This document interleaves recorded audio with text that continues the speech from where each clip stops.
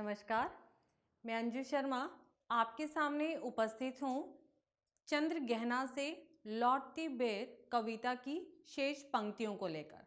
आज हम उनकी व्याख्या करेंगे, तो आइए देखते हैं।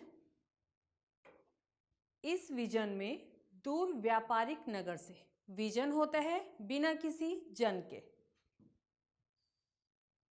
दूर व्यापारिक नगर से। अब व्यापारिक नगर शहरों को कहा गया है जहां पर व्यापार होता है।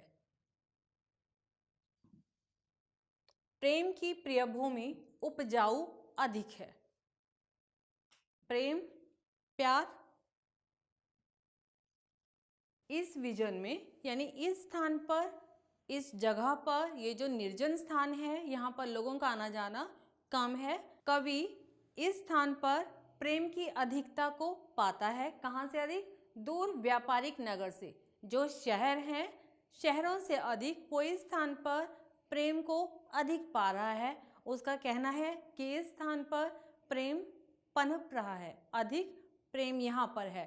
शहरों की भागदौड़ भरी जिंदगी में वहाँ पर जो हैं वो लोग अधिक स्वार्थी हैं, अपने रिश्तों से अधिक पैसे को वो महत्व देते हैं। तो प्रेम की प्रिय भूमि उपजाऊ अधिक है। यहाँ पर जो प्यार की भूमि है वो अधिक उपजाऊ है, यहाँ पर प्रेम अधिक पनप रहा है। और पैरों के तले है एक पोखर। पोखर होता है गाँव में जो छोटे छोटे तालाब होते हैं, पोखर। उठ रही इसमें लहरियाँ, लहरियाँ, छोटी छोटी लहरियाँ। लहर तो भी बड़ी लहर, लहरियाँ माने छोटी छोटी वेव्स, स्मॉल वेव्स जिनको बोलते हैं। नील तल में जो उगी है घास भूरी, तल तला निचली सतह, नील नीला, उगी है घास भूरी, ले रही वह भी लहरियाँ। कवि कह रहा है कि इस तालाब के तले में छोटी छोटी लहरियाँ उठ रही हैं। छोटी छोटी जो हैं वो लहर चल रही है। जैसे जैसे वो लहर चलती है उसके साथ नील तल में नीला पानी, पानी जो है वो हल्का नीला दिखाई दे रहा है। पानी के अंदर निचले सतह पर भूरे रंग की घास लगी हुई है। वो घास जैसे ही इस पोखर में, इस तालाब में पानी की लहरें उठ रही हैं, वो घास भी उन लहरों के साथ साथ हिलती हुई दिखाई दे रही है। एक चांदी का बड़ा सा गोल खंबा आंख को है चकमकाता। अब चांदी का बड़ा सा गोल खंबा, चांदी, ये शाम का समय यहाँ पर दर्शाया गया है कि शाम के समय उस तालाब में सूरज की किरणें पड़ रही हैं, सूरज का प्रतिबिंब उस तालाब में पड़ रहा है और वो जो है उस प्रकाश की वजह से थोड़ा आगे तक वो फैला हुआ दिखाई दे रहा है। ऐसा लगता है मानो कोई खंबा हो, चांदी का खंबा हो। है कई पत्थर किनारे पी रहे चुपचाप पानी, प्यास जाने कब बुझेगी। उस तालाब में वहाँ के साइड में बहुत से पत्थर लगे हुए हैं और वो पत्थर आधे पानी में है, आधे पानी के बाहर हैं। तो वो पत्थर ऐसा लग रहा है मानो पानी पी रहे हो। अब पत्थर कभी पानी पीते हैं? नहीं पीते, लेकिन यहाँ पर मानवीकरण अलंकार का प्रयोग किया गया है। वो पत्थर चुपचाप पानी पी रहे हैं, ऐसा लग रहा है कि इनकी प्यास न जाने कब बुझेगी। चुप खड़ा बगुला डुबाए टांग जल में, देखते ही मीन चंचल ध्यान निद्रा त्यागता।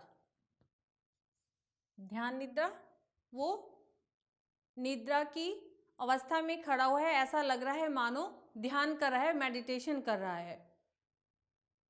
बगुले के बारे में बताया गया है यहाँ पर कि चुपचाप बगुला पानी में अपनी टांगों को डुबोए हुए एक साइड में खड़ा है। वो बिल्कुल आवाज़ नहीं कर रहा है ताकि मछलियाँ ज़्यादा से ज़्यादा उसके समीप आ पाएं। चुपचाप अपनी टांगों को पानी में डुबाए वो खड़ा है। देखते ही मीन चंचल, जैसे ही वो किसी चंचल मछली को देखता है, मीन मछली, जैसे ही वो किसी चंचल मछली को देखता है, अपने जो वो ध्यान की मुद्रा में है, अपनी नींद से एकदम जाग उठता है और चट दबाकर चोंच में नीचे गले में डालता और चट से, चट यानी एकदम, चट से जल्दी से वो अपनी चोंच में उस मछली को उठाकर अपने मुंह में डाल लेता है, गले के नीचे उतार लेता है, यानी वो उसको पेट में डाल लेता है, खा लेता है। एक काले माथ वाली चतुर चिड़िया, माथ माथा, चतुर चालाक, श्वेत पंखों के झपाटे मार फौरन, श्वेत सफेद और झपाटे झपट्टा मारना। टूट पड़ती है भरे जल के हृदय पर, हृदय दिल। एक काले, उसी समय वहां पर एक काले माथे वाली चिड़िया जो मछलियों को खाती है, वो चिड़िया अपने सफेद पंखों को फैलाकर फौरन एकदम से जो जल है वहां पर, पोखर का जो पानी है उसके ऊपर एकदम से झपटा मारती है और क्या करती है, एक उजली चटुल मछली, उजली सफेद चटुल चालाक, चोंच पीली में दबाकर दूर उड़ती है गगन में। तो वो मछली एकदम से उस जल के हृदय पर, उसके दिल पर झपट्टा मारती है और एक सफेद मछली को, चालाक मछली को उठाकर अपने पीली चोंच में उसको दबाकर आकाश में उड़ जाती है। और यहीं से भूमि ऊंची है जहां से रेल की पटरी गई है, जहां से ये भूमि ऊंची है, जो स्थान ऊंचा है वहां से रेल की पटरी गई है।